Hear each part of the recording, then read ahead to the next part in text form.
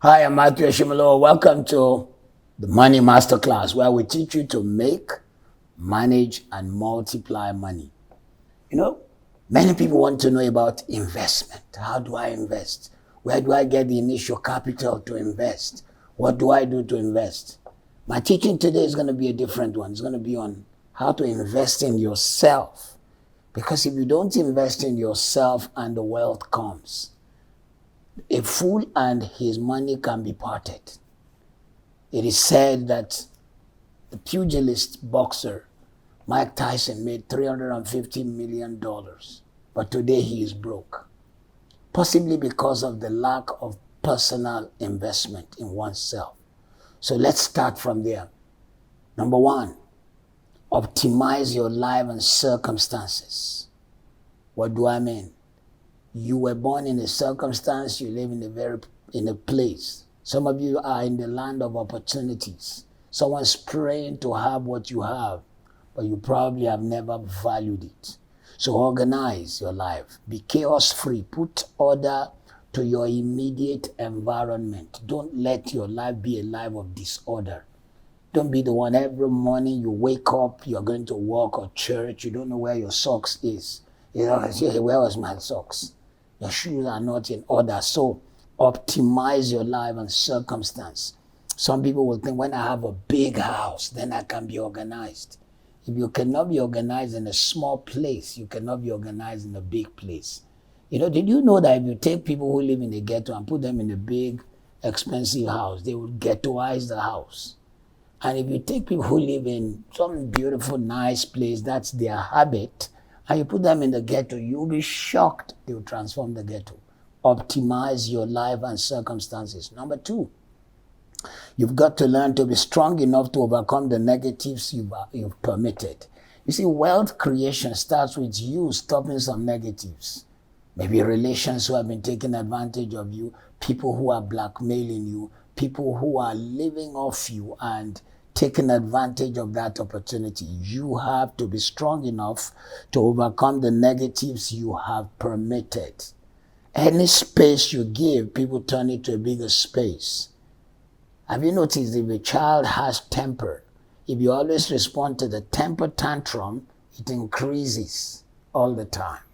Number three, you need to learn to use better equipments and tools for your own vision. What do? Are you a carpenter? Get the best equipment. Are you a plumber? Get the best equipment. What do? Are you a barber? Use the latest, best equipment that money can buy. And if you don't have the money for the best, get the next best. But always settle for best from the beginning, because if that's the way your mind works, you will create wealth.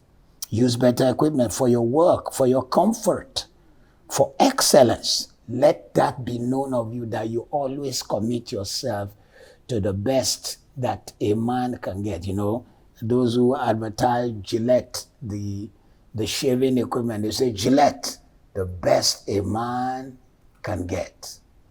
I'm not sure, and I'm not advertising for them, but I'm trying to say that's a nice way to think. Not, you see, the most expensive car is no proof of good transportation. The best will be the one that fits what you do. For example, if for the moment in your career, what you need is a pickup truck, don't go buy yourself an S-Class Mercedes. It's not the best. That pickup truck that both serves you, your family, carries everyone when you are going somewhere, and then serves your business is the best at this time, in this season of your life. Then next thing, expose yourself to the creative world. What do we mean? Open yourself, learn things, or learn art, learn ideas, exercise your creative muscle. In fact, you've read other people's books. Why not even try to write one? Even if you don't intend to publish, just write it. Give someone who can read it, and they'll say, wow, you wrote this. And you'll be amazed. I've written 108 books. The first one was the most difficult. It was the most difficult. I'm voracious with books. I love books. I've read and read and read. But then I had not written until I wrote the first one. But once I wrote the first one and good feedbacks came, boom, 2 or 3 jumped up in my spirit. Once I wrote those 3, another set lined up. And though I've told you I've written 108, I have several others that I have not written that are ready, are in the pipeline. So learn to expose yourself to the creative world and exercise your creative muscle. Next point, clean up your image. Look sharp. Look the way you want to be treated. Look the way you want to be addressed. Dress the way you want to be addressed. Don't say, what's wrong with me? Why should people be looking at my hair? It's product they want to buy. You are a total message. You are a total package. And if you want to create wealth, you have to realize you don't live alone in this world. You have to make yourself acceptable, appreciable, and presentable. You have to realize that people prejudge you before they even hear you open your mouth, speak. We're talking here in investing in yourself.